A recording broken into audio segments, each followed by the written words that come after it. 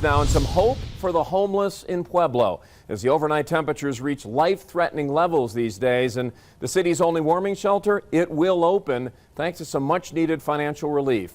News 5's Lena Howland tracking the latest. She's live near 13th and Elizabeth. So tell us more about when this might happen, or will happen, I guess, Lena. Well, the former Salvation Army building behind us here is being transformed into the rescue mission's new temporary warming shelter. Thanks to the community's support and a number of donations, they are preparing to open up their doors here in less than a week for those who have nowhere else left to go in the cold.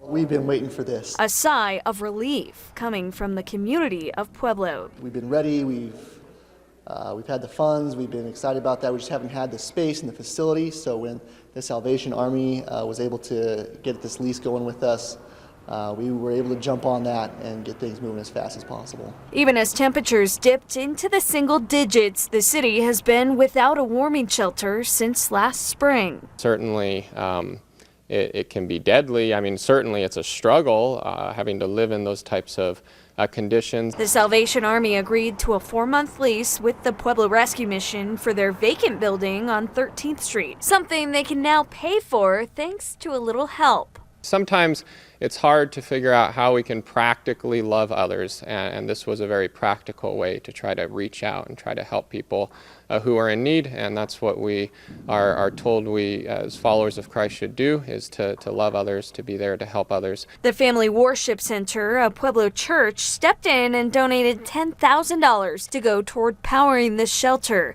about an eighth of what it will cost to keep it running for 4 months. That's a huge gift to help us to get started. The temporary shelter, scheduled to stay open every night through April, will have room for about 100 men and women combined. The truth is, the homeless community is obviously much larger than that, but not all of them will accept shelter.